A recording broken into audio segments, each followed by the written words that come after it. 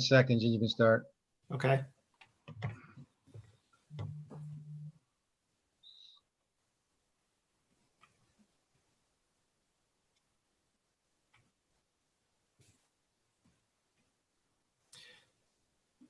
Okay, we're good. We are all set. Thank you so much. Okay, no problem. Welcome everybody to the August meeting of the Pension Board, and hope everybody is doing well. So everybody should have our agenda that was sent out with the board minutes. So just kind of going to our agenda and looking at things.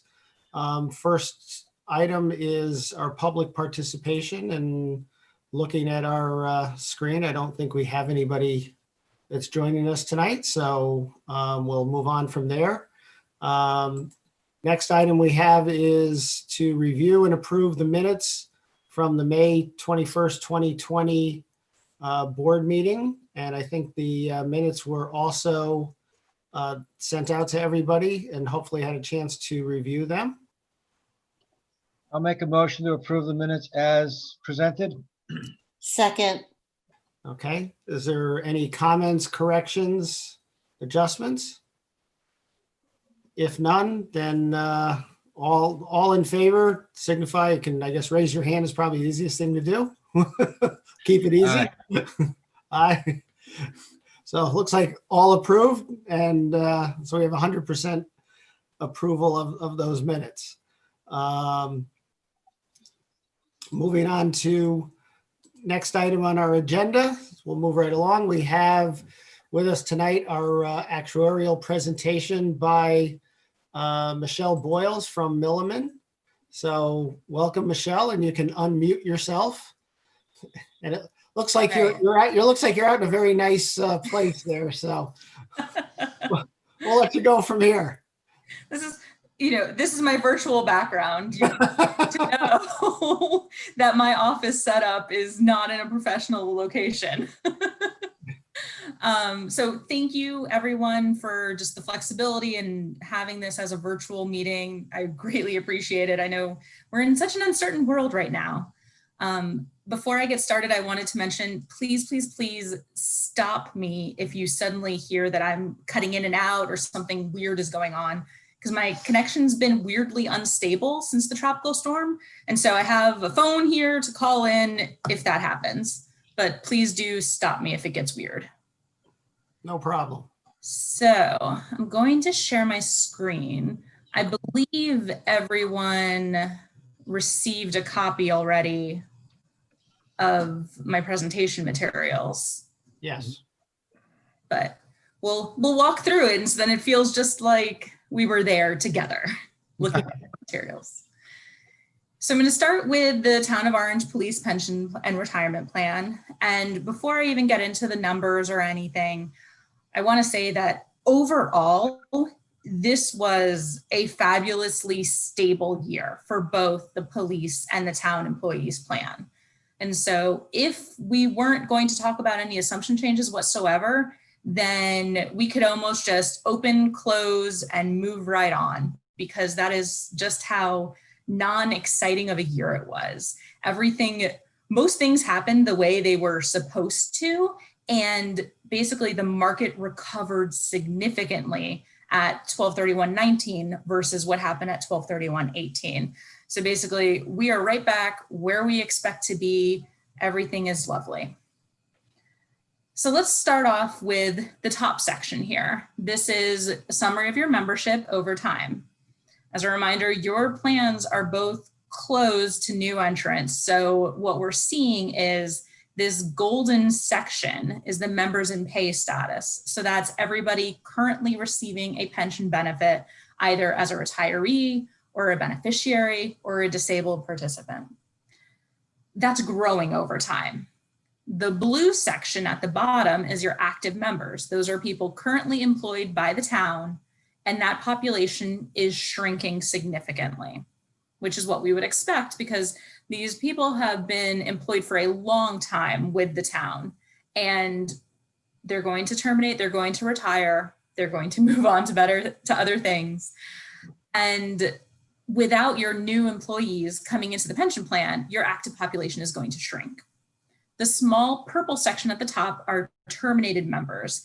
These are people who worked for the town, no longer work for the town, but have not started collecting their pension benefit at this time. And you can see now that we're in 2020, 43 out of 49 of your total population are receiving a pension benefit right now. So very, very mature pension plan in actuarial terms. We consider this a very mature plan when most of your members are currently receiving a pension benefit. So you can see that your active population stayed exactly the same, but 2 of your terminated members did start collecting their pension, and nobody passed away in the course of the year. Moving down, this is a summary of what your active population looks like today. So today being January 1st, 2020, of course. So we're pretending that today is January 1st, 2020, because that is when we measure the actuarial valuation. You can see that all of your active population has at least 20 years of service, and most of them are over 50 years of age as well. So the important part there is to know once they have 20 years of service, they are eligible to retire with an unreduced benefit immediately. So it's honestly just a matter of time for these 5 remaining active employees to become retirees as well. The bottom section just summarizes how your population breaks down for those members who are in payment status. You have 38 retirees, service retirees, 1 disabled retiree, and 4 beneficiaries currently. And they're all relatively young, average age 63.8 for your retirees, 57.6 for your disabled retiree, and 62.1 for your beneficiaries. If we were looking at an average age in the 80s, then we'd probably be expecting more of your population to be dying sooner.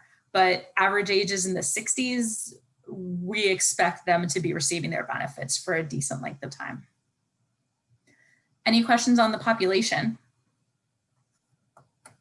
No. Moving on to your assets. So we all remember what 12/31/18 looked like. It was a nightmare. 2 weeks later, we recovered and we felt better. And 12/31/19 or 1/1/2020 was a significant recovery. We all feel a lot better when it's up in the 19.23% or the 15.31. We did not like this minus 6.64%. In fact, when we translate those percentages into numbers, the gain this year was $1.9 million. So the total return was 2.9, but we expected $1 million of gain anyway of investment return. So you actually earned $1.9 million more than we expected. But unfortunately, 12/31/18, it was a $2.3 million loss. So we're just now getting back to about even at 1/1/20. Bad recovery year. Your employee contributions were about $38,000. $1.2 million was put in by the town, and you paid out $1.8 million in benefit payments. So overall, if not for the significant investment return, your assets would be decreasing right now because you are paying out more in benefits than you are contributing to the plan. And again, that does make sense because you have a significant amount of retirees. That's usually what we see in a life cycle of the plan. Payments out will be greater than contributions in when it becomes later in the lifetime of the plan. This table actually summarizes what the market return has been doing, and it's all over the place, which is why we use an actuarial value of assets, not just the market value of assets. Because if your contribution had to keep up with that bouncing return, it would be very, very stressful for you and for your budget. So instead, we're smoothing those asset returns over a 5-year period. So when we look at the bottom chart, it's showing 2 numbers, the market value and the actuarial value. If you follow this Kelly green color, the first set of columns across, you see it goes 15.1, 15.5, jumps up to 17.3, down to 15.5, back up to 17.8. it's a roller coaster, but the actuarial value is much more stable over time. And that's why we're using it. That's why we like to use a smooth value of assets, because we know that measuring the market value on any given day can be very unpredictable. The market is unpredictable and it's not good for long-term financial planning. So that's why we use a smooth value, and it is doing exactly what it's supposed to, trending towards the mean. Any questions on the assets?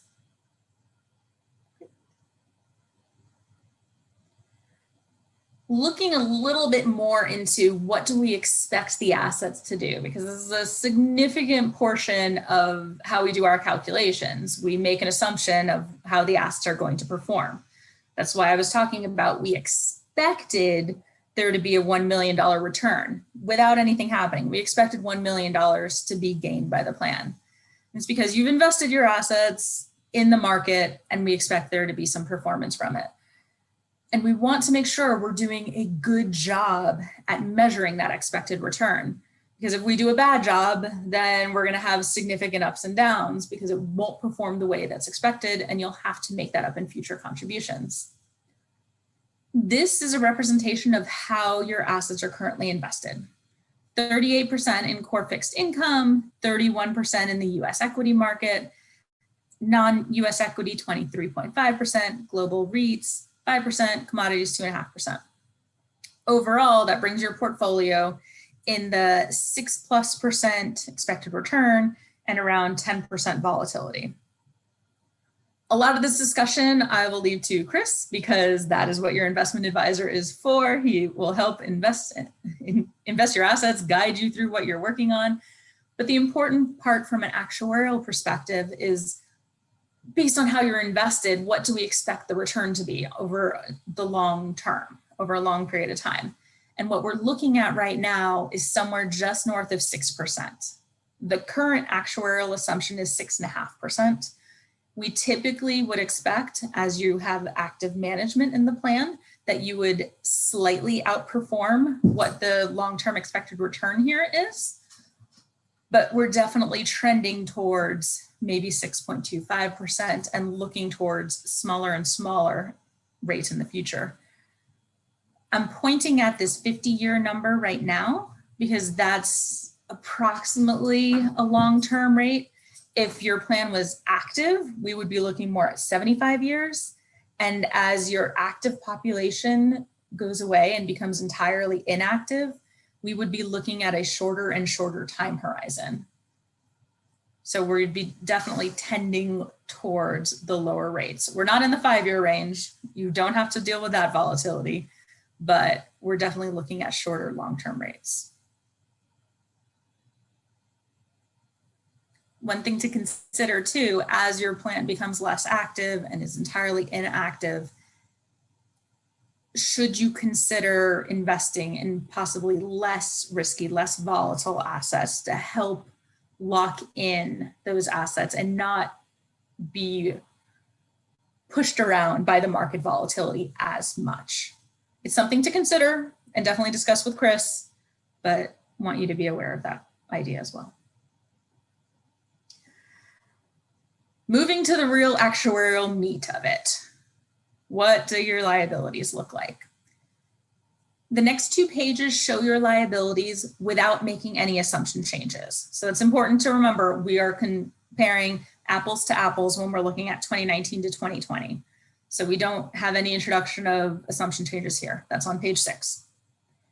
But it shows how your liability has grown over time. And the important note between 2018 and 2019 is to remember, 1, very bad asset returns, but 2, you also updated your interest rate assumption. Every time you lower your interest rate by 25 basis points, you are increasing your liability. So without any changes whatsoever, your accrued liability is $29.6 million. That's actually almost exactly in line with what we expected. We expected 29.5 million. So pretty spot on performance there. There is a small liability associated with your 1 remaining terminated member, but when we round to millions and tenths of a million, it becomes 0. Most of your liability, just like most of your population, is for members in pay status at 25 million, and you have 4.6 million for the remaining active members. This increased slightly from last year because it's the exact same population, but they have accrued one more year of benefit service, accrued one more year of liability. So it increases a little bit and also rolls forward in time. Your unfunded accrued liability stayed stable because your liability, while it grew a little bit, your assets also grew. And so everything stayed nicely in balance. Your funded percentage increased slightly from 57.8 to 58.1%. We actually had expected your actuarial value of assets to be 16.8 million, and the reality was 17.2 million. So slight gain there, slight loss on liability, kept everything very tightly in line with what we expected. So what does that mean for your contribution? Well, it also stayed relatively stable. Your contribution for 2020, 2021, 1.5 million, 2021, 2022, 1.571. And this is again before making any assumption changes or considering any assumption changes. We had expected the contribution to be 1.5 million, so slightly higher than expected. And this is actually because you continue to have the 5 active employees. We were expecting some of them to retire. And one component of your contribution is the normal cost. This is the expected accrual of your active employees. So when they stay active, we continue to expect an accrual from them. So that is slightly increasing your contribution beyond what we would have expected. Otherwise, everything is very in line with what we expected. The large green section is past service cost. That is just like your mortgage payment, where you are paying off the large mortgage on your house in incremental payments every year. Same thing, you are paying off the unfunded accrued liability. So that difference between your actuarial value of assets and your accrued liability is being paid off through this past service cost. The light blue, like I said, is your normal cost. It's what we expect your active employees to accrue in the next year. And interest is just to bring it forward in time because of the timing of when you make the contribution. Any questions before I move into the really fun stuff of assumptions and talk about mortality? Okay. Last year, this time, I mentioned that there is a new public plans mortality table.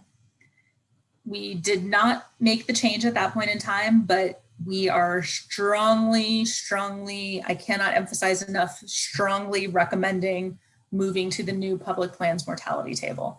Most auditors are actually enforcing, may not even be the strongest word for it, a strong enough word. They are, we would need to have a very strong case for not using the public plan mortality table if we were to not use it. And so what the public plan mortality table is the Society of Actuaries did the first study ever of purely public plan mortality. So they studied police officers, public safety, they studied all town employees, and they studied teachers and developed 3 separate tables. It's named Pub 2010, and that's just because that's the midpoint of the study. It actually was published just last year. And public safety is because, of course, for your police officers, we would assume public safety mortality. The most important finding that they had from their study is that, yes, public plan employees do generally live longer than the corporate population. And so when we change to using the public plan mortality table and we update from using this much older RP 2000 table, it is increasing your liability. But at the same time, there's this section here, mortality projection. And this is where we get into very ugly actuarial terms. The prior assumption was static and using scale AA. Scale AA just is referencing a table, just like we would reference RP 2000 or Pub 2010. The static part is what is interesting from an actuary's perspective. Static versus generational is saying with static mortality, we say a 5-year-old's mortality will improve in the same way that a 20-year-old's, that a 50-year-old's. Generational will take the baby boomers as a population and say their mortality will improve in a certain way. Gen X population will improve in a certain way. It actually buckets out these age bands, these birth bands, to say their mortality is going to move distinctly differently because of what their life experience has been and how they were exposed to things, et cetera, et cetera, et cetera. So that's what is going on here between your baseline and your new mortality. We're looking at a new mortality table and a new approach to projecting how that mortality is going to improve from year to year to year. Using generational mortality is a best practice. When we were using static, it was very reasonable to use that for RP2000, scale AA, but now, especially with the Pub 2010 tables, they are fully encouraging using generational. MP Ultimate is just referencing what the mortality projection scale that we're using. That's what all this red mess up here is talking about. New mortality table, new approach to projecting how that mortality is going to improve from year to year. It also is reasonable to apply these improved mortality tables to your plan, since, as I mentioned, nobody died in the past year. With your small population, we wouldn't be able to study and say, oh yes, of course, nobody will ever die. That's not reasonable. If you had 2 deaths in a year, we wouldn't say, oh, everyone's gonna die, this is gonna be huge. It's too small of a population, so we have to use a publicly available mortality table. So how does that work out in the numbers? The first column shows your final results from January 1, 2019. The second column is the baseline with no assumption changes whatsoever. This middle column is where I'm most encouraging you to land. It's updating the mortality table. The next 2 columns are just showing the potential impact if you were to lower the discount rate, first to 6.25% and then to 6%. But both are assuming that you reflect the new mortality table, just so that you can have an idea of the size of scope if you're looking at lowering the discount rate further. So baseline, we were looking at your liability staying very stable again from 29.3 to 29.6. When we reflect the new mortality table, that's increasing your liability by 2.2 million to 31.9 million. So it's lowering your funded ratio to 54%. That's directly translating into your past service cost increasing by about 2 million, or sorry, 200,000. Whoa, please don't say 2 million again. And your normal cost is increasing just slightly. The bottom line is that instead of an actuarially determined contribution of 1.57, we're looking at 1.84 if you update to the new mortality table. If you were to, at the same time, reflect a decrease in the discount rate to 6.25%, that would increase your liability by another $1 million. And then if you were to decrease to 6%, that would be another $1 million increase in your liability.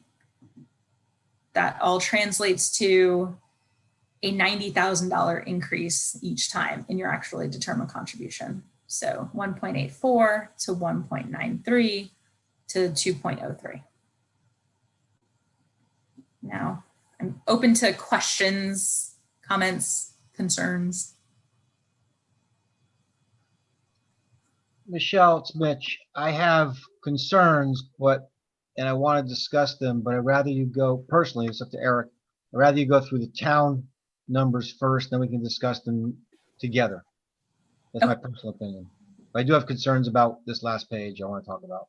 Yeah, I would agree. Why don't we address both plans and then discuss any questions, because there's probably common questions related to, if it's related to the mortality table, it's going to relate to both plans, not just one. Okay, perfect.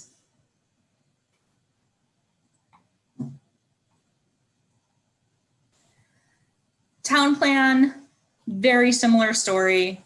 We see the members in pay status actually decreasing over time. And this is just a factor of you've had a few more deaths on the town side than you've had on the police side. Your active population is decreasing. Your terminated population is decreasing.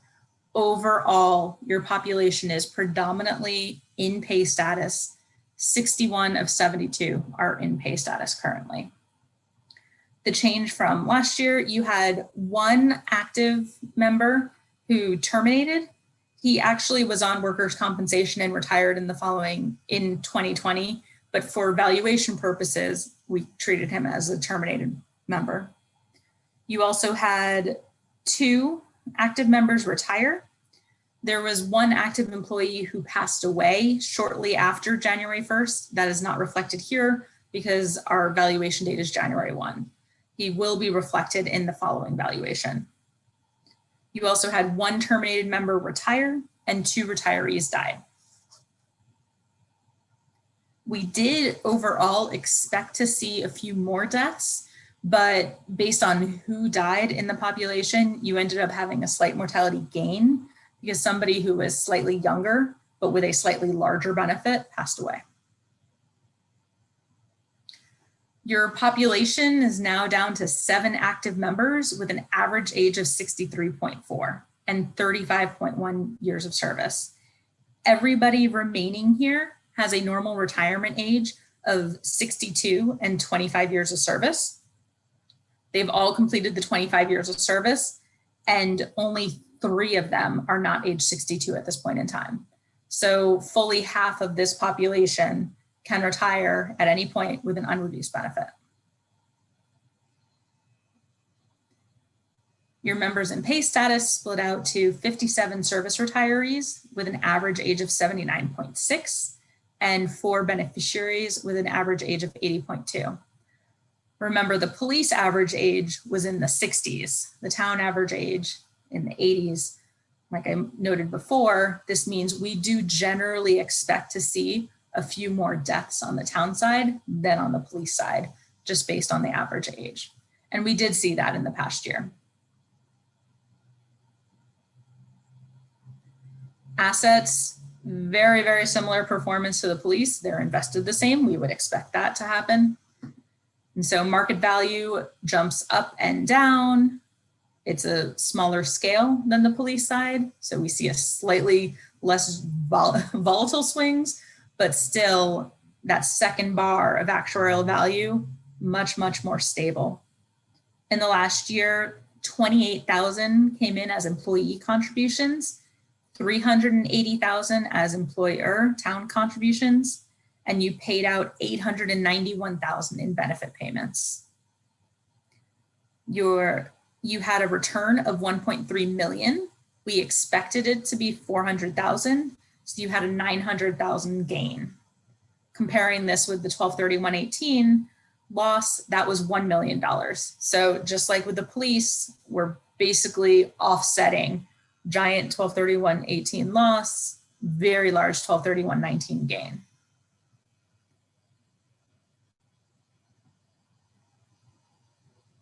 I'm not going to go over this page because it's the exact same thing, but we're still leaning in that 6%, 6.25% range. Although 6.5% still supportable. It's not an uncomfortable number for me. How does that translate out into your liabilities? Very, very, very stable liability from year to year, which is actually good considering you have been lowering your discount rate from year to year. So it's not significantly increasing your liability. We had expected 10.5 million and you ended up at 10.6 million, again, before assumption changes. The actuarial value of assets we expected to be 7.3 million was actually 7.6 million. And so that leads to slightly lower than expected unfunded accrued liability. We went from 3.1 to 3.0. And that actually kept your funded ratio exactly stable at 71.6.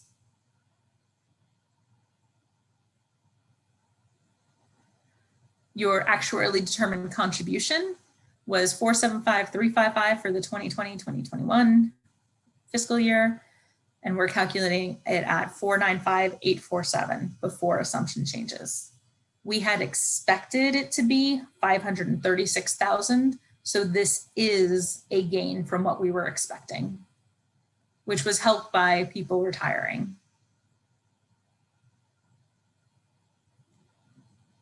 Same story as the police. The green bar is your past service cost, paying off the unfunded accrued liability.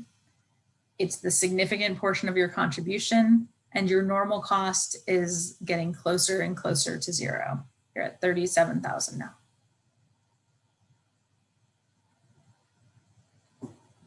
Now for page 6 for the town side.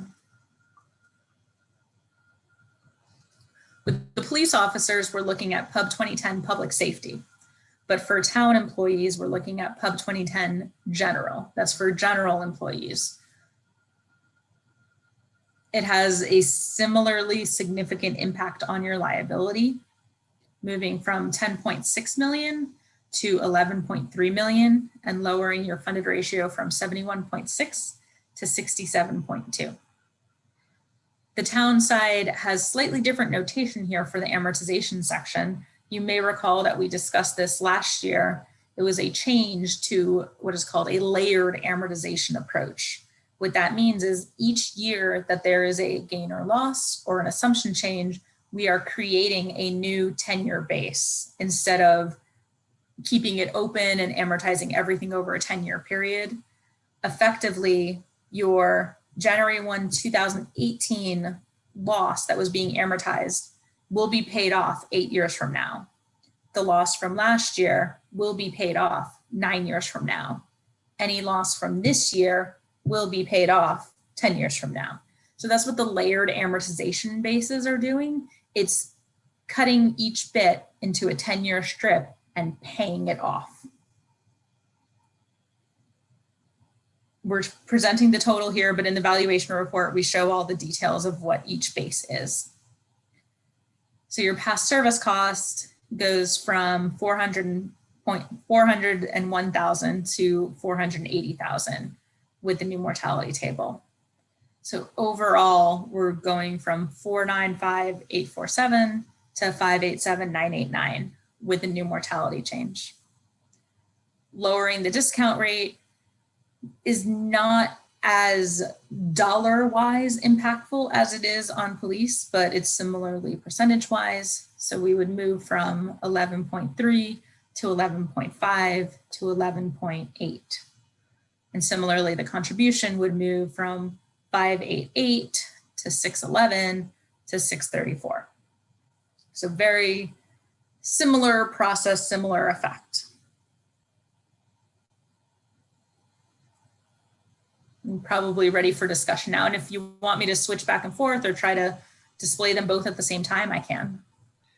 Oh, why don't we do this so that we just kind of keep in order and we can just have everybody ask questions. I'll start with Mitch and then go on to Barbara and go from there. So, you know, that way we're not jumping back and forth. So Mitch, why don't you start and go through what your questions are, and then we'll go on from there. Sure. It's for, believe it or not, I'm going to sound geeky when it comes to this stuff. Serving on this board for as long as I have, and also serving in the town of Guilford, I've got a lot to compare to. So the first question I have is, keep it on this page 6, is I'm confused as to, well, by the way, we use Milliman for both Guilford and Orange. So, and very similar approach, very similar tables. And in Guilford, we went from the very layered to a 20-year closed. I don't see that proposed here. Is there a reason why, Michelle? Well, I'll start off with, I do not work on Guilford, so I Yeah. actually attest to the rationale behind that. But with the town of Orange, being that they've been closed for so long and the active population is dwindling to less than 10 in both groups, it would be very difficult, I think, to stand behind going back out to a 20-year amortization period. It would help from a budget perspective, but I think then we would be standing in a position 5 years from now where there's no active employees and you're paying off a significant liability still. Okay. So the second question has to do with the Pub 2010.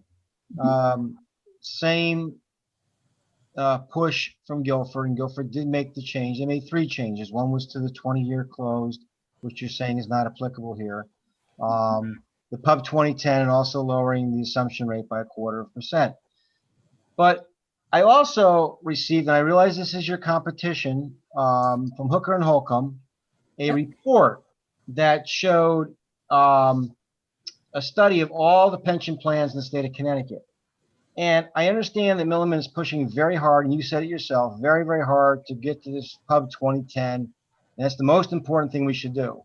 Yet in 2018, not a single plan was on Pub 2010. And in 2019, only 1% of the municipal plans in the entire state were a Pub 2010. So I understand the reasoning and the logic why you want us to move. I guess I don't understand the urgency, especially looking at the numbers change here. If, we are, that far ahead of the curve. And my personal approach would be to look at the dropping the assumption rate by 0.25% first before we went to Pub 2010. I realize you're looking at the opposite viewpoint. So I have 2 questions. One is if Milliman does, I know that you have a lot of communities you are actuaries for. Why is this not more prevalent across the board? And number 2, what would happen if what would be the impact if we went from 6.5 to 6.25 and left ourselves with the RP 2000 for 1 more year? Because you've got some significant numbers here. So those are my questions. I appreciate your answers. So one of the favorite things I learned in statistics is just how much they tend to be skewed. Like, statistics are actually one of my favorite things because you can use them to whatever purpose you want. And the reason why no municipality was using Pub 2010 in 2018 is because it wasn't out yet, or it was just barely out and being studied. And nobody jumped on it immediately, because when the Society of Actuaries first put out their newest mortality table, RP 2014, which was the private mortality study, they, for lack of better words, screwed up a little bit. They went too aggressive on the mortality improvement scale, and they ended up stepping back in the very next year. So everyone that went to it had huge liability hits and then got to step that back over the next subsequent years. And so nobody wanted to be a first adopter with the Pub 2010 tables, just in case that happened. And so 2018, it was not on anyone's radar to use Pub 2010. 2019, there may be a few early adopters, but again, that's in that it just came out within less than a year. Are we all going to adopt it? No. Milliman actually isn't the one behind the giant push to move to Pub 2010. I would love to leave mortality alone. I hate talking about mortality, even though I'm an actuary. It's the auditor firms. The auditors' standards are to use the latest and greatest published mortality tables. And so when we have had discussions with auditors, they've even questioned not using Pub 2010 for 2019 valuations. They're like, why aren't you using it? And we've put them off for a year, but coming into fiscal year 2020 and going forward, we are seeing strong push, and we would have to make a very, very, very good case to not use Pub 2010. Or you need to have a nice auditing firm that isn't saying move to Pub 2010. And I don't know who those auditors are, actually. I will chime to say I got your back, Michelle. I will say that yes, from the audit standpoint, the auditing standards, being an auditor, that FASB requirements are to push to use the latest mortality tables that are out there. And for the most part, on the private company side of things with defined benefit plans, most private companies adopt mortality tables much, much quicker than you see on the municipal side.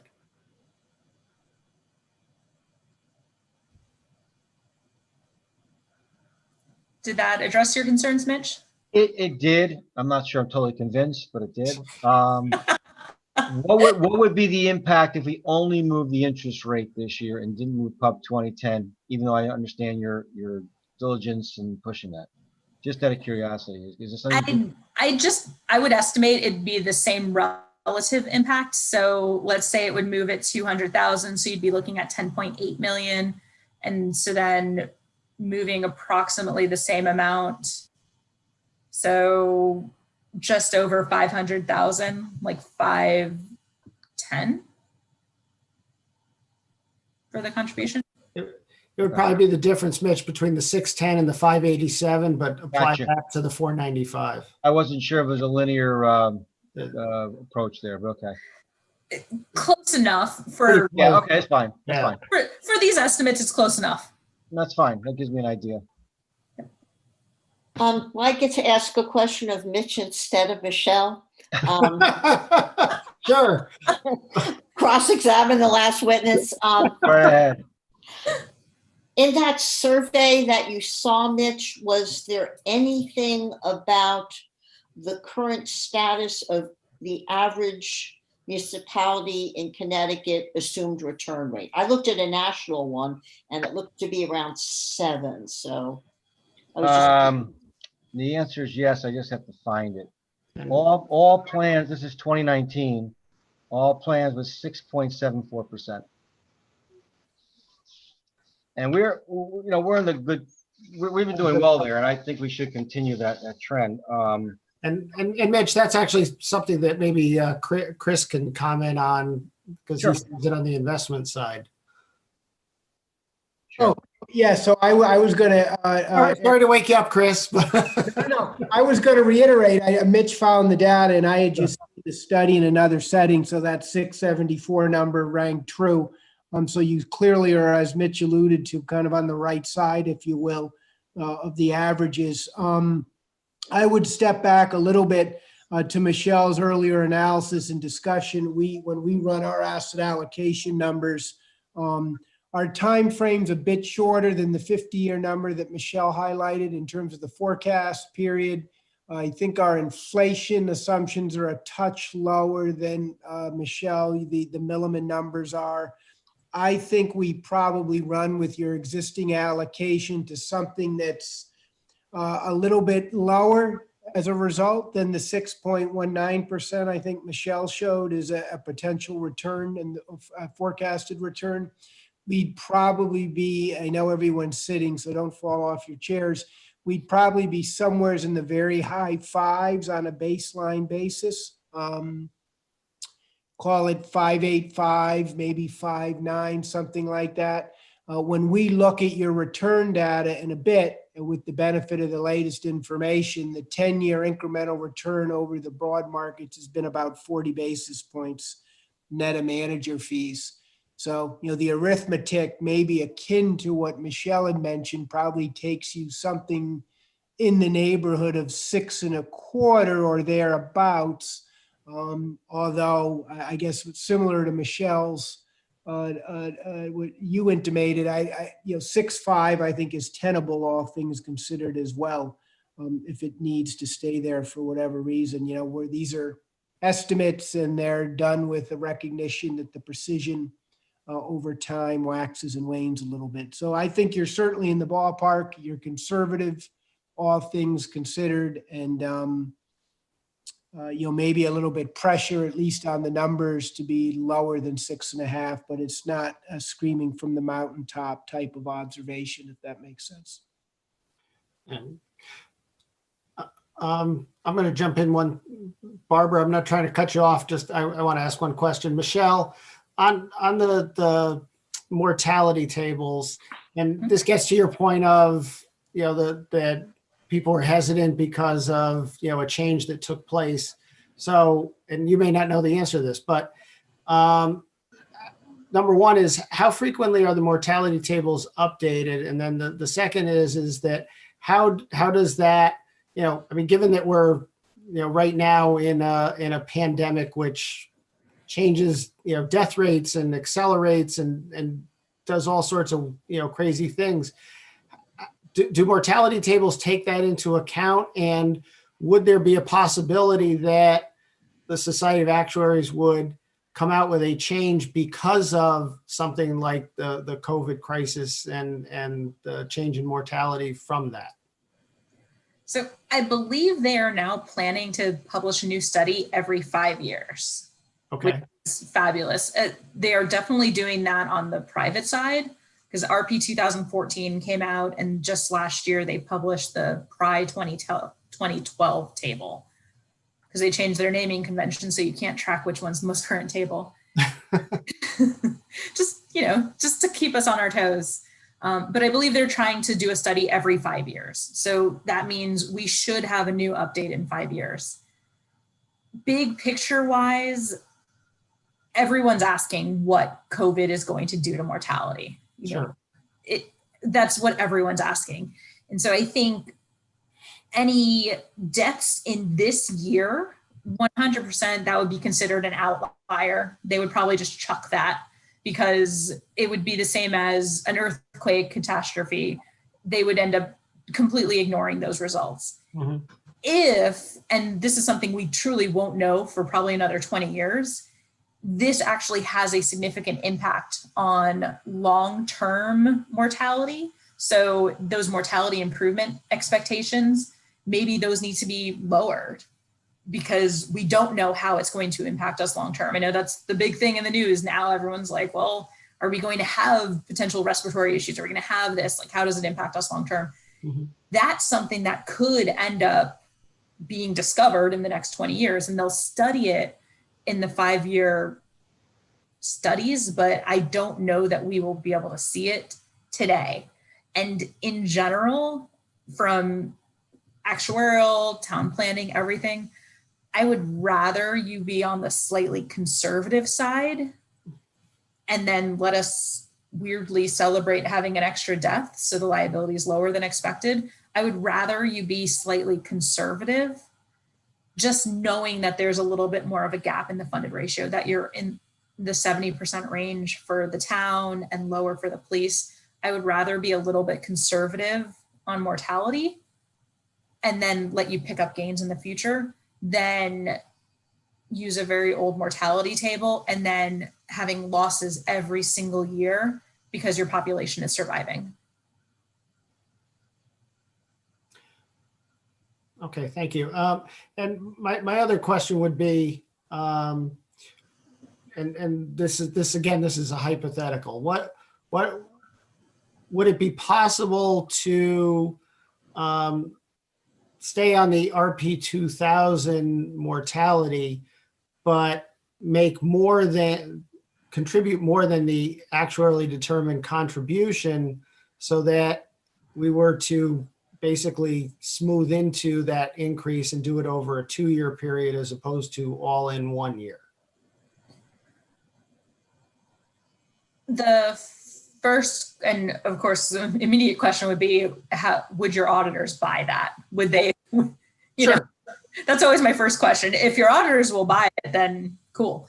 But definitely some communities are looking at, instead of jumping fully to the new mortality table this year, smoothing it in over a 2-year period. So this year we would do halfway between the old mortality table and the new one. And then next year you would be fully onto the new one.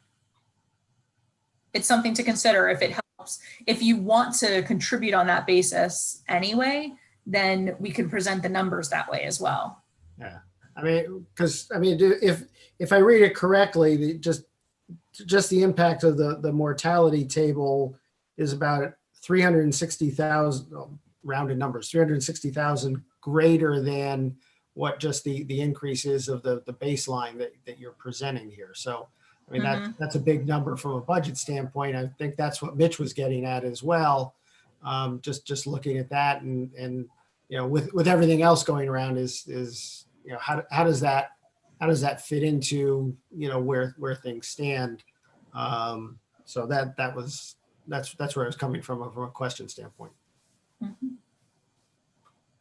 Eric, I think that's an excellent idea, especially if Michelle says that that's something that's acceptable, is to phase in the pub Yeah. 2010 over a 2-year period. It takes away, would I be correct, Michelle, looking at the employee side of things, that if we went from 495 to 587, the difference there is roughly $100,000. Therefore, the difference would be 50,000 this year, 50,000 next year to do that. Roughly. Yeah, no, I got it. No, it's absolutely roughly. I think it's an excellent idea, and I think, you know, I don't know how Barbara feels, but I would feel much more comfortable doing that and dropping to the 6.25, which is something that we've really been striving to do as a committee over the last several years, is to drop, you know, 25 basis points a year. And I think that keeps us also in good stead with auditors, because, you know, going to 6.25, looking at the same charts, of course, they're now a year old because looking at next year's, puts us, you know, probably in the top 15% of the plans. So I think we'd be in good. I'm not an auditor, but I think it would make us look good, smoothing in the pub to 2010 and moving a quarter of a point on the interest rate assumption. Question for John. How do you see this from a budget standpoint, John? Well, outside of your last suggestion, I looked at it at just moving the mortality table, because I certainly don't want a qualified or a line in the audit that says we Right. haven't moved to the new mortality. That would probably bring up a red flag as we go out to bond again. Yeah. And that brings up other questions. So I looked at it differently from Mitch, moving to the new mortality and holding off a year and dropping it 25 basis points. Even moving to the new mortality, it's about 450,000 over the current year contribution. Yeah. I think, Eric, you did it over the baseline one. I did it back to what we just contributed in July. Difference there. Yeah, you're right. I split it into two. I looked at that, you know, we basically had between the two plans, 85,000 increase just on the baseline, another 360 to the mortality. So you're right, you're at the 485. And by the way, when I threw out the keep it at the baseline, but paying a little more, I wasn't, and Michelle, thank you. I was aware that even the possibility existed of adopting the new mortality, but smoothing it out. Clearly I would go towards, I think the updated mortality tables, because I think that becomes a big picture item, you know, in terms of audit and presentation. So, One other thing I was going to mention to you later in the meeting, but maybe I should throw it out now. The Board of Finance is looking to maybe have a joint meeting with the pension committee. They haven't done it in quite a few years. And they said either the committee or Eric, you yourself, Kevin Houlihan said, whoever could come in and do a presentation. I thought maybe it should be the whole committee, and Michelle and Chris. I think, Chris, you were there once before when we did one, I believe, when I was on the board, probably about 10 years ago, probably during Mitch's, when Mitch was first selectman. And they have a recollection of that, John, too. Yeah, and they have talked about at some point doing an additional contribution into the plan. So I think it would probably be a good idea to do sometime in the fall. okay. But John, if we were looking at, you know, potential adopting the updated mortality, but smoothing that difference. So instead of a 460 something thousand dollar increase, it was a 230 something thousand dollar increase or thereabouts. That's something that within your budget and planning that can be worked into. Whatever you decide goes in our budget. They really, that's one of the things they kind of don't have any control over. Sure. Well, but ultimately, I mean, They would like that, Yeah. obviously. I mean, this is real dollars, and it does have an impact on the overall budget for the town. So we got to look at everything. Because if it was just that, I mean, we could make a recommendation to go with the new mortality and the total amount, but I mean, that's adding, an even larger amount. And, as Mitch, raised, that's, it's a big amount of money in a tight budget year. Right. And we have had a little slow up in tax collections also. Sure. So just to throw that out too. Sure. I can imagine. Barbara, I didn't mean to cut you off. Do you have any other questions? I have no further Make questions. sure everybody has a chance to comment.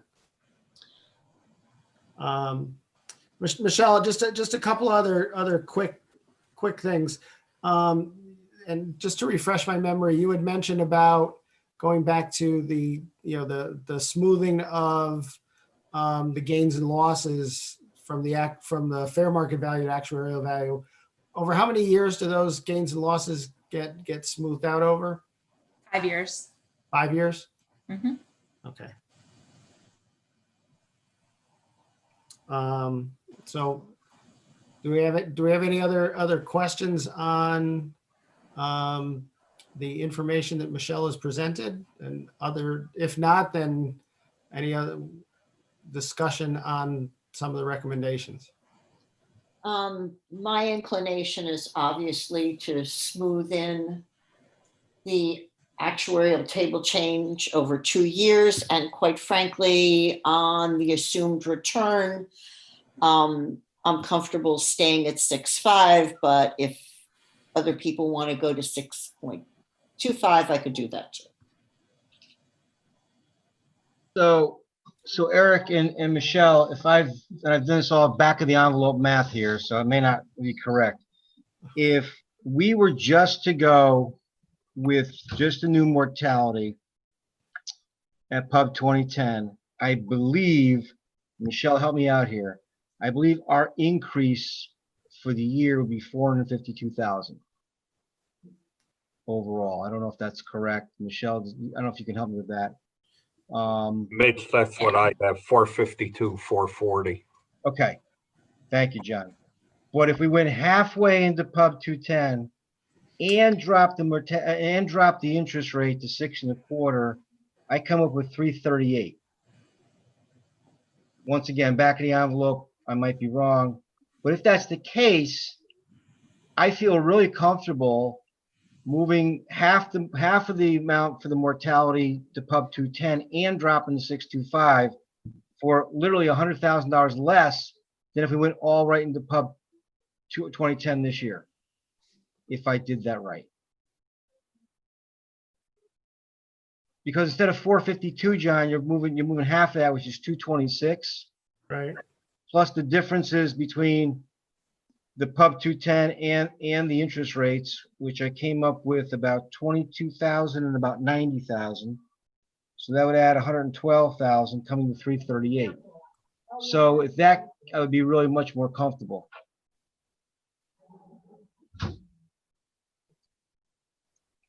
And I think with that, we basically, accomplish both things. One is continue to drop our interest rate, which we've made a priority for this committee over the years. Mhm. And we phase ourselves over a 2-year period into Pub 2010. Mitch, you said 382? Came out with 338. Am I wrong? So I got 382 over last year or 295 from the baseline. I think. I'm looking at, on the town side, going from the pub 210 to the 6.25 would be about 22,000. Agree there? Yep. And then the police side, if I did that one right, I'm looking at about 90,000, Yep. give or take. So that becomes 112,000 right there, right? Yep. If we split the 452 that John just came up with, we take the 112,000 plus half the 452, which is 226. I may have And I typed came the up- number wrong. Was that? I come up with 338. Is that, am I not figuring correctly, Michelle? I might have typed a number wrong. So this is why I check my math. Well, as long as it's not our favor, that's good. 452, yeah, 340 and 92, 452 would be 226 and 112 would be 338. Yeah, I got this. I got the same thing as you did, Rich. All right. So that movement of phasing it over 2 years, pub 2010, plus dropping the interest rate from 6.5 to 6.25 is still significantly less than making the one move to pub 2010 in the 1 year. And I think that's something that not only I think makes a lot of sense that we can justify. I think budget-wise, John, if I'm not mistaken, that's actually going to be a lesser percentage increase than last year, but I may be stretching that too far.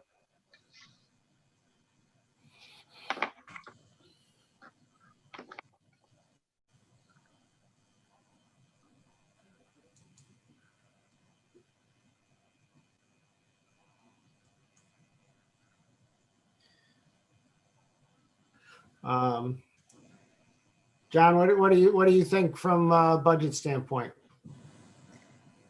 I think he's looking at something. I think I actually figured out where the math difference is. Okay. I think the number, Mitch, you were going on for splitting the difference is the increase from last year to new mortality, but we would only be halving the difference between baseline and new mortality. Well, I did it from last year because that's what's in our budget currently.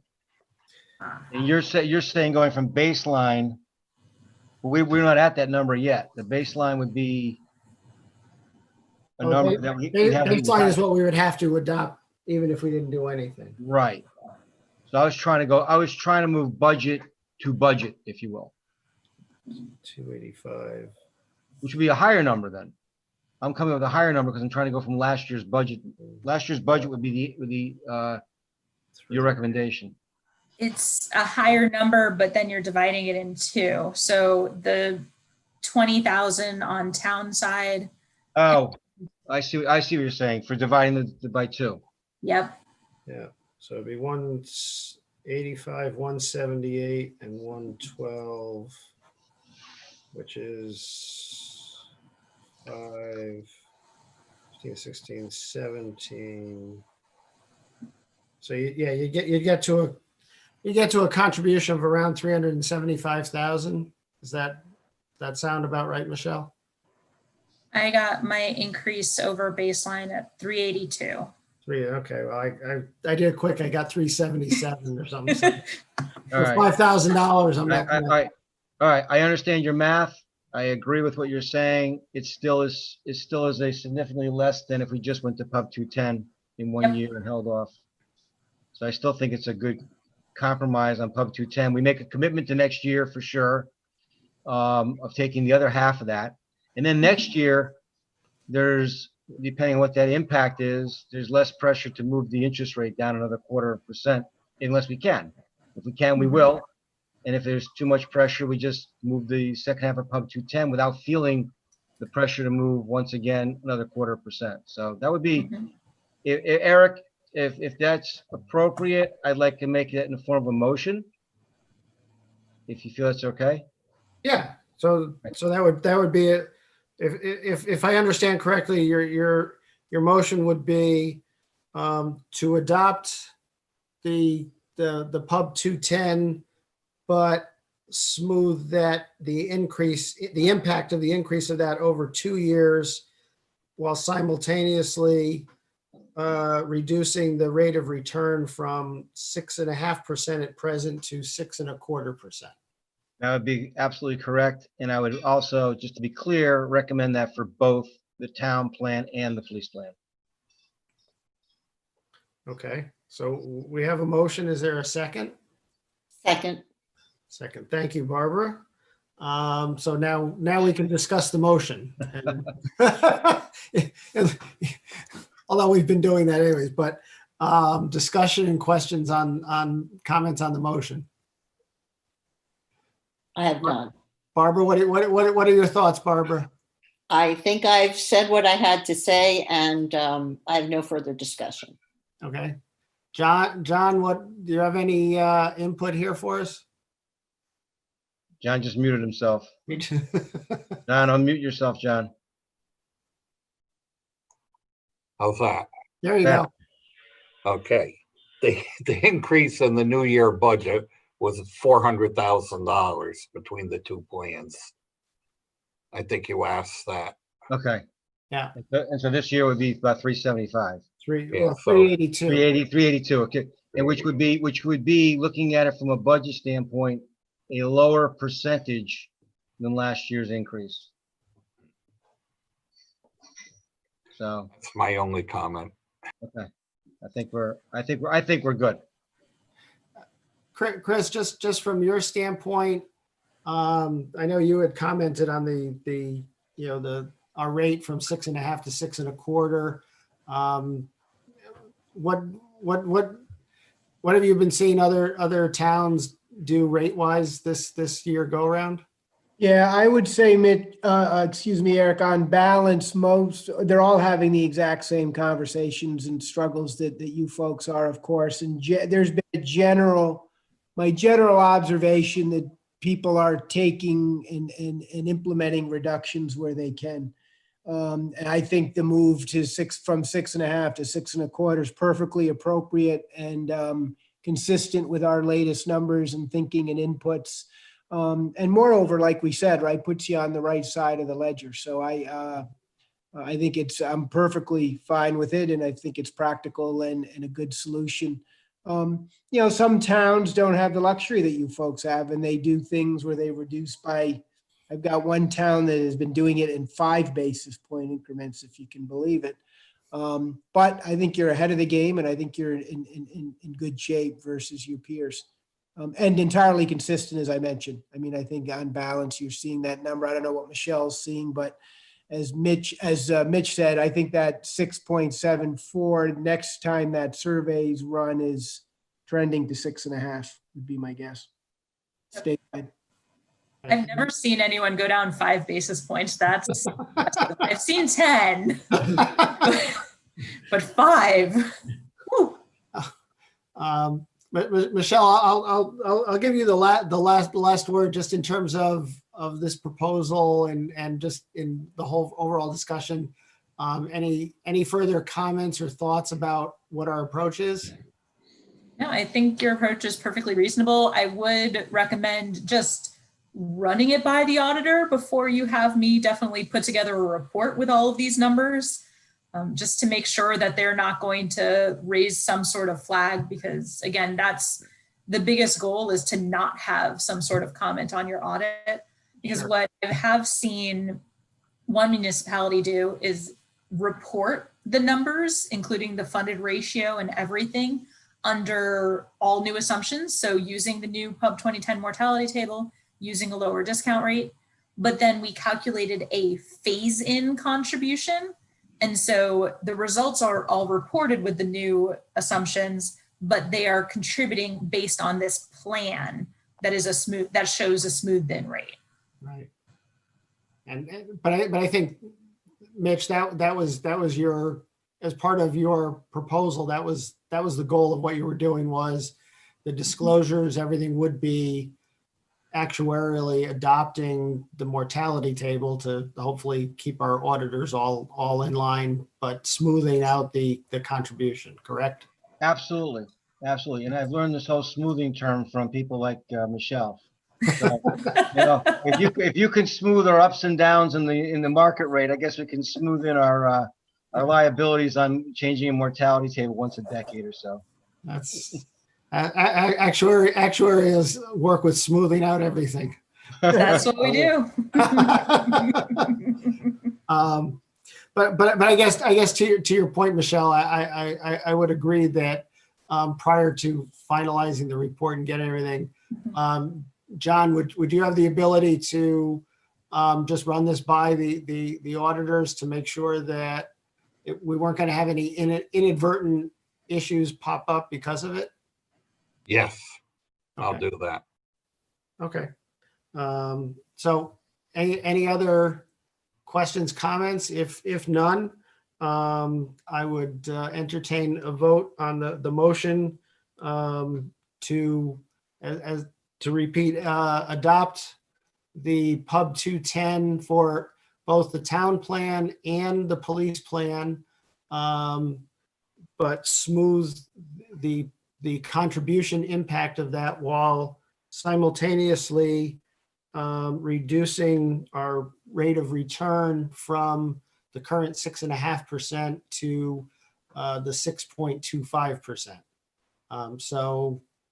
Those in favor of that motion signify by saying yes or raising your hand. Aye. Aye. So we have 3 in favor.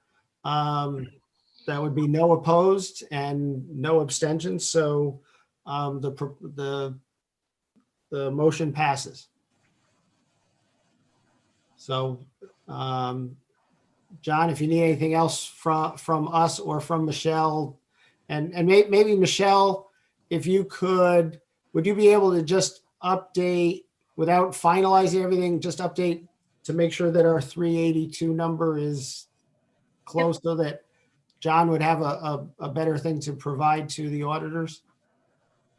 Sure. Not trying to create a bunch of extra work for you, but just to make sure we're all in line with this. Yep. No, that should be easy enough for us to do. Okay, great. So thank you, Michelle, for all your work and all these great numbers for us to and that we can smooth into the new year on this. So. And I assume if there's a problem with the auditor, we can just call a special meeting and take that under advisement? Yes. Absolutely. If John, if something comes back with the auditor, please let us know so that we can address it at a special meeting. I will try and get a hold of her tomorrow and see, so I should know pretty quickly. Okay. That'll be Thanks, good. thanks, Michelle. Thank you, Thank Michelle. you. No. Appreciate it. Great. I'm heading off. Okay. Take care. Bye, everyone. Have a good night. Bye. Weekend. Take care. So now we'll move on to the next item on our agenda, which is Chris, we're up to you for report on our investment results. Perfect. I think we'll In a tumultuous year. Yeah, I think we'll only need to go to about 10:15 or so everyone better. Ann's falling asleep there. I have been having a terribly creaky time with my screen sharing. Let's see if this goes okay. Does everyone see the Town of Orange? Quarterly investment review is the first page. Yep. That's up for everyone. Let me know, because I know I've had a couple of scenarios where for some reason it's been kind of bouncing in and out, and I'm not quite sure why. Probably a creaky laptop. But if you've all got access to that, we just quickly on page 5, we've got the DB, our governance calendar. This quarter, you'll remember we kind of step aside and just reaffirm the investment policy statement. We start that exercise here on page 6, as you'll see, with just high-level considerations and a reaffirmation again that the document has got all the kind of important and necessary components to be an effective blueprint for all of the oversight responsibility that you folks have with respect to the assets. And for the record, we continue to think that the policy statement is in good working order and is, again, an effective blueprint. We do provide a copy of the most recent version just for, again, the record. We won't go over it again this evening, but you've got it there, of course, with the chair's signature. So again, I think we're in good working order from a governance perspective. I'm going to set aside I'll set aside all of the actuarial stuff because I suspect you've had your fill this evening on that. Just a quick update, and John, jump in here if you've heard differently, but we're having regular updates with the Wells Fargo folks on the principal consolidation and transition to platform. And that combination, as you know, our understanding is it's going perfectly according to plan. And again, you may remember that a lot of the Wells systems and protocols after a lot of analysis are going to be retained by principals. So I think the changes will be relatively seamless once that all takes hold, but seems like we're in pretty good working order on that front. I don't know, John, if you had anything to add or not, but We did have one little hiccup with them. okay. Apparently, there's been a report that the treasurer has gotten for about 20 years on the plan at the end of every month or the end of every quarter. I'm not sure what it was. And it was a summary of some of the detailed numbers in the plan. Well, going over to principal, they decided that they were going to charge us for it. And they originally started with $6,000 to charge for it. Then they came down to $3,000. And I gave Gina a little hard time over it. I said, you said there weren't going to be any changes, and now you're taking stuff away from us and you're charging it. Well, she listened to me.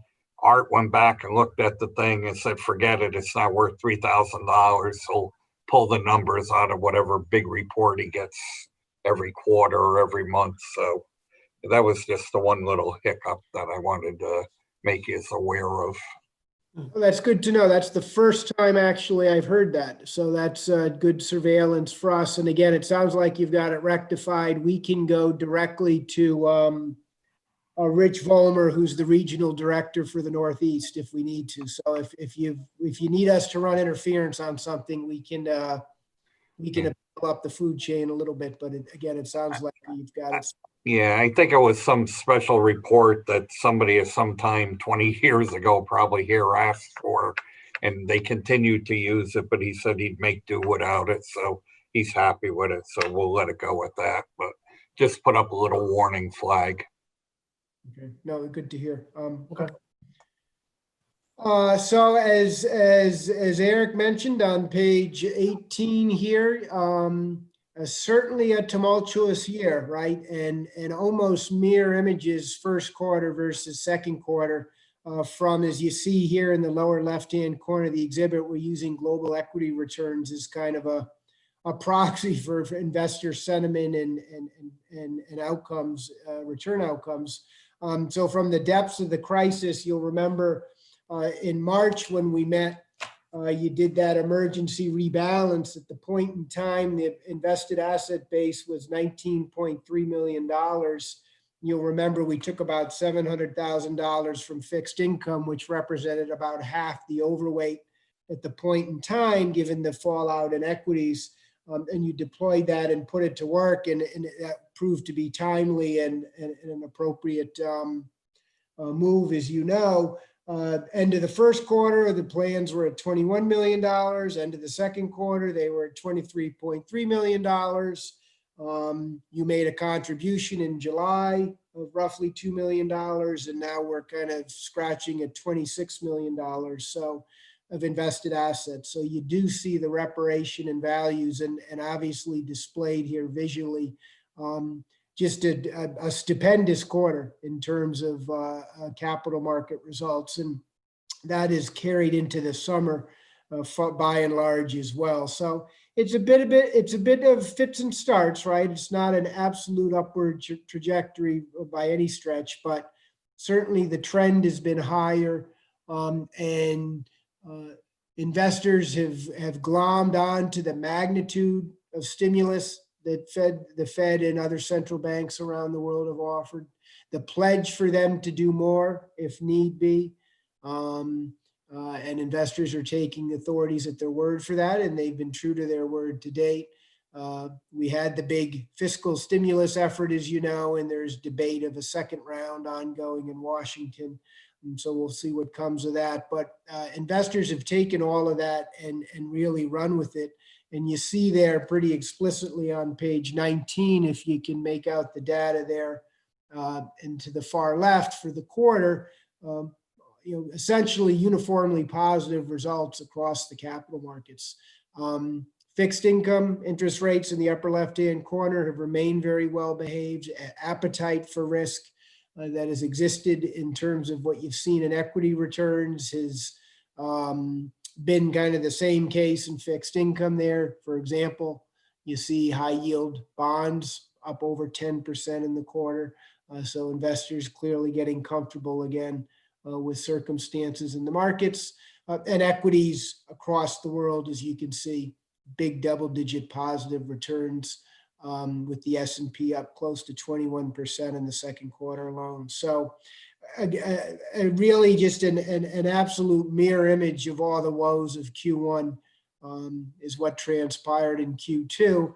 And you see it in some of the economic data as well on page 20. In the form of recovering composite purchasing manager composite data around the world, an expectation that in the upper right hand corner of that same page, that while we'll have economic contraction this year for sure on a global scale, that there is being baked into the markets, if you will, the notion that we will have growth again back in 2021. And you see some of that stimulus effort I alluded to in the lower right-hand corner of the page. If you look at some of the big central banks and the size of their balance sheets, it's an interesting statistic we've repeated in these settings with all our clients, but the US, the Fed, their balance sheet today is $7.5 trillion. And with an expectation at the pace they're going at in terms of activities in the capital markets, it'll likely be $10 trillion at the end of 2020. And that's about twice as big as it was in the financial crisis. So it is an all hands on deck scenario for sure. And markets have responded in kind. I'm always a little reticent on the healthcare front, right, to offer up too much perspective. That's not our bailiwick. But certainly, I think the markets are operating under the assumption that there will be some form of a vaccine or treatment in the not too distant future. Whether that's at the very end of this calendar year or sometime in early 2021 or thereabouts, it certainly seems like the relief that investors are kind of feeling, if you will, is paired between those two factors, some type of a vaccine, and then more in the way of stimulus and support on both the monetary and fiscal front from the requisite authorities. In the interest of time, kind of Hey, Chris? Oh yes, Barbara. Sorry, I didn't mean to interrupt you, but I just thought of something, and I just wanted to, you had mentioned just total assets, so the committee knows the contribution that we made in July, and to take a page from Michelle, we're smoothing that money into our investments. We didn't invest 100% of that at the time that the funds came in. Chris and I talked about that with John, and we made the decision to put it into I think it was 2 tranches, Chris. So Yeah. one we did right away, and then the other we were looking to do kind of, I guess, this month or into September. Yep. So that's thank you, Eric, for the redirection. So again, rounding here, about $2 million of contribution 1.2 million designated to be put to work in the portfolio. As you know, half of that immediately kind of across the portfolio with respecting the existing targets to the different strategies. And then Mitch, Eric, as you mentioned, excuse me, the other half toward the back half of this month, early September. The remaining monies will be used for near-term liquidity, right? So we're not buying and then having to raise again in the near future here. So we thought, given the magnitude of the run-up in risk markets, that having a 3-month window of liquidity set aside for the plan's obligations made sense. So I think it's a pretty thoughtful exercise. And again, it's one that for what it's worth is pretty consistent with what we've been doing elsewhere. Different committees, right, have on the margin slightly different opinions about it, but generally just trying to be thoughtful around those reinvestments, if you will, with the contribution. So thanks again, Eric, for that. That was a good reminder. Okay. So there's a lot of market collateral and detail here. Again, it all points to this notion that markets are fully valued, maybe not overvalued. Certainly, we need to be aware and sensitive to that. My inclination is to maybe set this data aside in the interest of time and encourage you to consume it at your leisure. And certainly, I can entertain any questions after the fact that you may have. The representation of the portfolio at the end of June on page 26, as you see here, the earlier mention of the $23.3 million, largely aligned with target weights, right, by design. So I think we're in good working order from an allocation perspective. The only thing I would do on this page, just for the committee's edification, is 3 quick reminders. So we do have 2 strategies on watch right now. The American Beacon large cap value strategy went on watch. American Beacon, if you may remember, uses underlying sub-advisors to implement their strategy. There was a change and a consolidation of the sub-advisors that our analysts are monitoring. So no action immediately required by the committee or to be contemplated, but it has been elevated to watch just given those changes, and we'll keep tabs on it on your behalf. The Templeton Institutional Foreign Smaller Company holding you see there, about 5.5% of the portfolio, remains on watch, I think probably for the last quarter in this reporting cycle. You may remember back toward the end of last year, there were some changes to the team with some retirements and the investment front, and then some new responsibilities and additions to the team. So again, a monitoring situation, but not one that immediately compels an action. Everything else is on maintain and in good working order. And then as a final note, you'll see there, you'll remember back at our previous meeting, you would endorse changing from Morgan Stanley REIT to Cohen and Steers. So you see that addition, that swap, if you will, which occurred in the May timeframe. You see the Cohen and Steers holding there down at the bottom of the page. So I think we're in pretty good working order from an allocation perspective. And then kind of saving the best for last after an admittedly very difficult Q1, you see the big uptake in Q2. So on page 27, the plans were up over 15% in the second quarter alone, and pretty materially ahead of the broad markets, as you see there.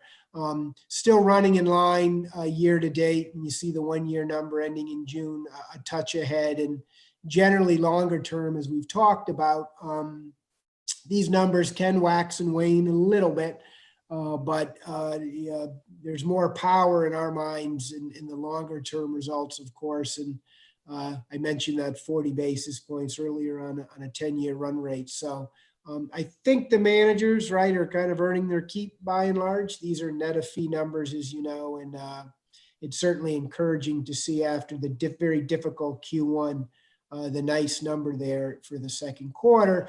And moreover, I won't go through all the granular detail, but on page 28, it is encouraging as well to see contributions from all of the asset categories.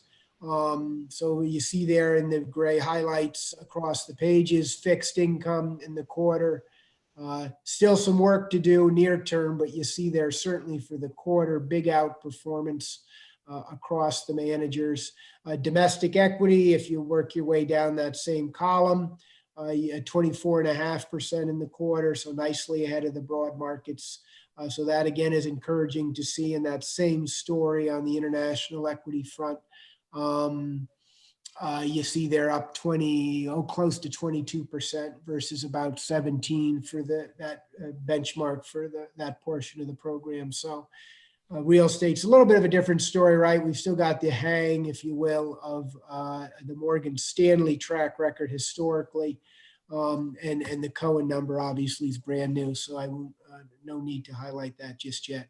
But good contribution across the vast majority of the program, and that's always encouraging to see. So I think we're in good working order.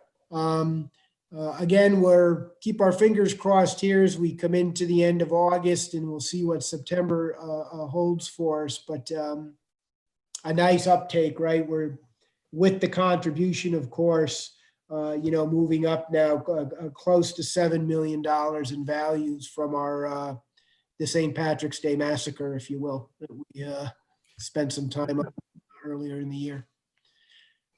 Let me pause there, see if you've got some questions or comments or concerns or a need for more detail. Happy to do whatever you direct me to do. Okay, so similar to Michelle, but this time why don't we start, Barbara? We'll start with you and then go to Mitch. So Barbara, do you have any questions? Took a quick look at the Templeton foreign small cap, and I saw that 25% was invested in Japanese companies. Is that an uncommon percentage, or is that pretty standard? No, that's pretty standard, Barbara, and particularly for Templeton, because remember, they've always invested with a little bit of a contrarian spin. So they invest with a bit of a value bias, and valuations for Japanese stocks right now are a little bit depressed, and I think that's kind of on the margin steered them into that space in terms of opportunity. So the short answer for you, no, not unexpected and unusual given the way that we know Templeton invests. Pretty typical. So it wouldn't be something of immediate concern for us. Anything else, Barbara? No, thank you. Okay, Mitch, any questions for Chris? Nope, I'm all set. He made a great presentation. It shows us exactly where we're at, and I'm fine. Okay, Chris, I have one question for you. Sure. I did the exact opposite that anybody should do. I listened to the media about some investment stuff, but one of the things I was reading was, and just like your opinion, that it was an article about that the next potential fallout is potentially in index funds. The reasoning behind it is that the concentration of the S&P 500 of Facebook, Amazon, Google, etc., has become so large relative to the S&P that we're at a tipping point of something happens to those few companies and you're going to have a dramatic change in the index, which then could lead to cash outs, etc. So number one, my question is, what do you see on that? And then number two is that something that we should contemplate either now or in the near future, shifting some money out of index from a passive index to a more active manager where they would be looking at some other options? Yep. So I think so back to, I'm going to use page 26, Eric, if I can, just to frame as an answer or an attempt at an answer. So as you know, right, we do have a kind of meaningful active wings where those stances can be taken away from those, so-called glamour stocks that have driven a lot of return and investor interest in the form of Beacon and Harbor Capital. So we can always, right, shift and kind of redirect a little bit. I don't think right now or just yet we need to do that. The constitution of the index itself, as you mentioned, is somewhat concentrated in those 5 or 6 names. And they have been, frankly, as you know, the predominant drivers of the index's return now for a fairly extended period of time. It goes alongside this kind of increasing nervousness or apprehension that, and I do this hesitantly because we're not politicos, as you know, but there's this notion that a change in leadership in Washington could incite a more activist regulatory regime for the Googles and the Amazons and the Microsofts. I'm not sure that's true, quite frankly. But nonetheless, it's something that has investors kind of mindful. I think we kind of stay where we are and monitor things as they are. We can get very nuanced, right? Because the Vanguard 500 index fund you have today, as you all know, is a market cap weighted index. So the those names become, the more of it the index has to own. There are tools out there like equally weighted indexes that just use the constituent names in equal weight and don't follow the market capitalization. And that notion of equally weighted indices has gotten a little bit of traction for some of the reasons, Eric, you mentioned. But I'm not sure we're there just yet. I think we've got the tools and we'll stay in front of it if we need to move a bit away from those names. But listen, those names are big and powerful and performing very well, right? Because they're cash machines. They're innovative, they're growing companies, and with paths to continued growth as things stabilize around the world, which is a baseline expectation once the crisis settles down. So I'd be a little reticent to try to game that too much because it's a valid concern and something to observe and be aware of. But they do well and they've added a lot of return to the program, as I mentioned, right? Because they're good companies. This is different than if you think back to the TMT crisis when someone slapped a .com on a name and, traded at a crazy valuation without any earnings or cash flow or products.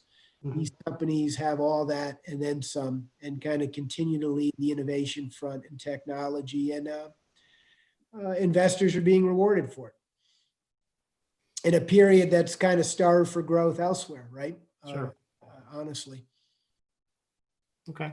I wandered all over there on Eric. I don't know if I helped or heard the answer there, but no, that was helpful. I mean, it's better to get another point of view on it as to that you see these things on a regular basis, and I wasn't contemplating to do anything right now. Just more of, is it something that we need to keep on our radar, or is that kind of an overblown, somebody's looking to sell a magazine, sell articles type thing? Yeah, but probably a little bit of, I would say both, right? I say, yes, it's absolutely worthy of keeping in our scope, if you will, and paying attention to it. But it makes for good articles too, and content and people clicking on articles, as you know, which is Sure. the game now. Okay. So that's all I had. I happy again to spend as much time as the group would like on other things here, but a great quarter, and I think the allocations are in good shape, and again, a kind of a thoughtful deployment of the recent contributions as well. Any other questions or comments for Chris? No, No. John, nothing you have for Chris? Nope, I'm good. Okay.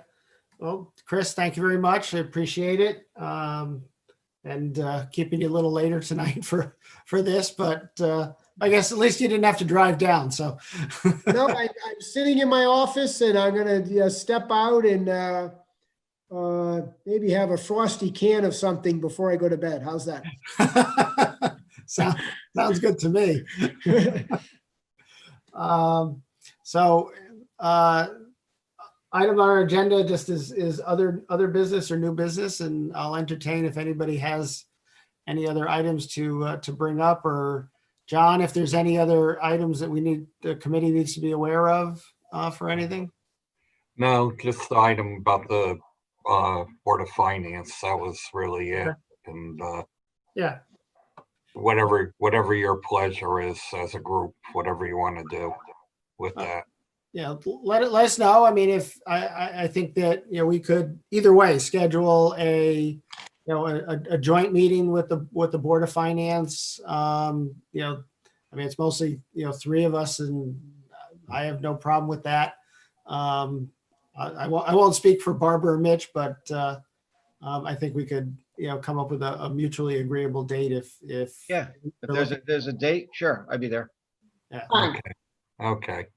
so. It probably won't be until October, so we'll. That's okay. And then, yeah, if there's something that they want for either Michelle and or Chris, that would be, again, I don't want to speak for Chris, but Yeah, I think they're probably just looking for an overview of where the pensions are, how they stand. So I think probably Michelle could do something like she did tonight for them and show them how you come to your numbers and all. I mean, Yeah. Kevin knows how important it is that we continue with the payment amounts that we're given all the time. He's a big believer in that. Kevin Houlihan, I should say, and he loves you too, Eric. He thinks you're great. So he wants you to make sure you keep remain on the pension board. So okay, then I'll ask for a raise at the next. but you and him might be competing for the longest time on a board. That could be. So, the only other thing I have is for John, just for planning purposes, for our November meeting, which would be our next regularly scheduled meeting. We usually try to have representative from Mutual of America come in to talk about the defined contribution plans and how they're faring through all this and employee education and participation and everything else. So if you could get in touch with them and see if they'd be able to accommodate us for November, that would be great. I believe it's already on her schedule, and I believe she'll probably be able to come here in person. She Okay. is out of the office meeting people sometimes during the week. So Eric, can you confirm the date of that meeting? Yeah, hold on one second. Let me just get my calendar here. November 12th. Yep, okay, that's what I had, so make sure. Yes, November 12th is what I have. Yep. Very good. And what I may do, since you brought that up, Mitch, before our next meeting, I may float with Ian a new calendar for the new year for the meeting dates with you. So if there's any conflicts, we can work that out before our next meeting, so then we can vote on the calendar for next year.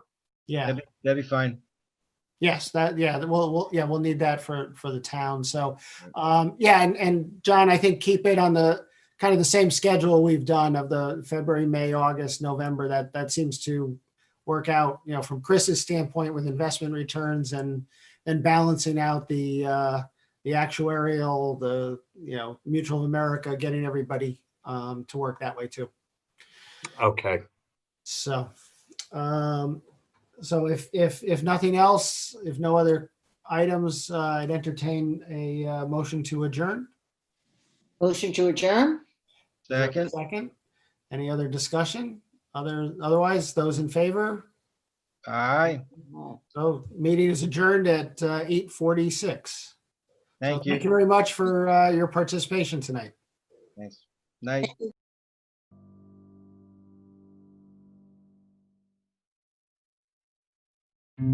you.